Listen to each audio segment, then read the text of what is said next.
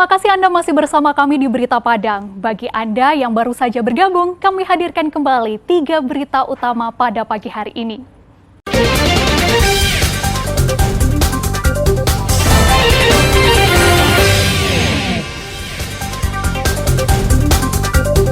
Server kembali berulah.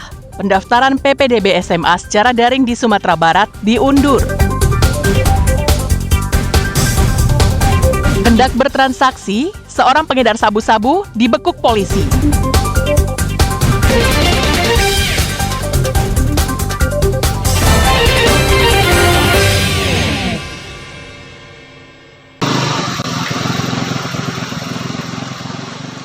Seorang pengedar sabu-sabu ditangkap polisi sesaat sebelum bertransaksi di daerah Pampangan, pinggiran Kota Padang.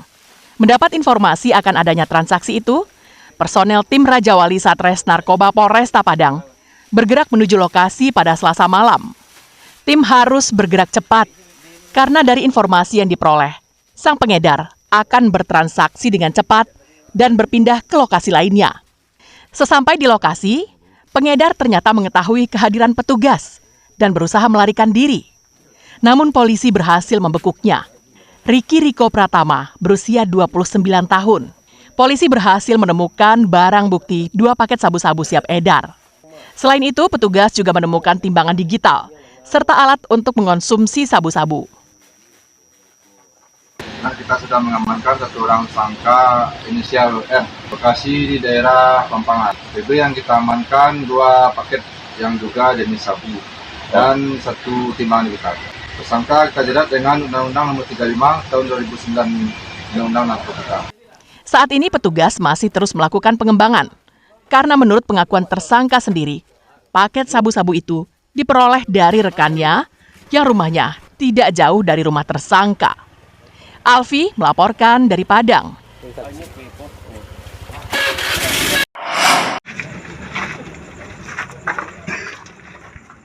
Seorang pencuri telepon genggam yang buron selama 3 bulan hanya pasrah saat ditangkap anggota Satreskrim Polresta Padang di rumahnya di daerah Banuaran, Kecamatan Lubuk Begalung, pinggiran Kota Padang pada Selasa malam. Tersangka bernama Vicky dan berusia 22 tahun. Vicky ditangkap karena mencuri telepon genggam. Kepada polisi, tersangka mengaku nekat mencuri seorang diri dan baru pertama kali beraksi di rumah korbannya yang berada tak jauh dari rumahnya. Sebuah telepon genggam jenis Android dibawa kabur tersangka saat pemilik rumah tengah tertidur. Pelaku masuk ke rumah dengan cara membobol jendela dan masuk ke dalam, kemudian membawa kabur telepon genggam. Uang penjualan telepon genggam itu digunakan untuk kebutuhan hidup sehari-hari. Atas perbuatannya, korban mengalami kerugian sekitar hampir 3 juta rupiah. Kita amankan 1 orang pelaku untuk TKP di Banuaran, Kecamatan Lubek. Untuk pelaku mengambil 2 handphone milik korban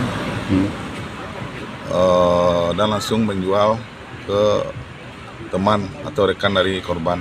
Modus dengan masuk ke rumah, dilihat handphone ada di dalam rumah, dan pelaku langsung melancarkan aksinya.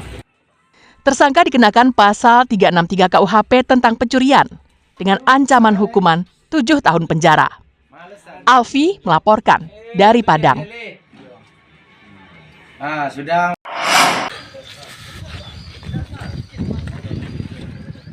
Mepin, pencuri sepeda motor ini harus pasrah menerima 1 butir peluru yang bersarang di kaki kanannya.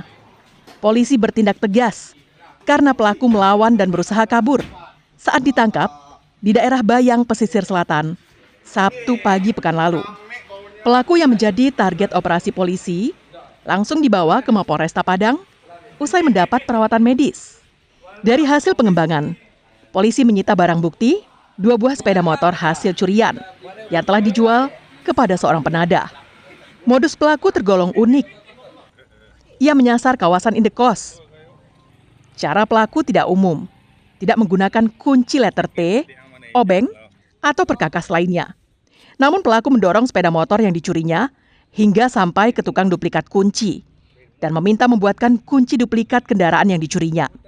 Hasil pemeriksaan sementara terungkap, Selama libur Lebaran, Mepin telah 2 kali mencuri sepeda motor di tempat indekos di Kota Padang.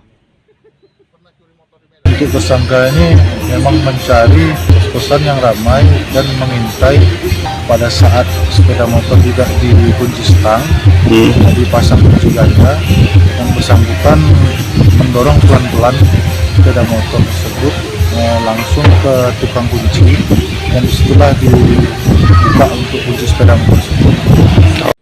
Polisi menjeratnya dengan pasal 363 KUHP tentang pencurian dengan ancaman hukuman di atas 5 tahun penjara. Alfi melaporkan dari Padang. Saudara, informasi tadi sekaligus menutup berita Padang pagi ini. Saya Fri Meriana beserta tim redaksi yang bertugas mengucapkan terima kasih. Sampai jumpa.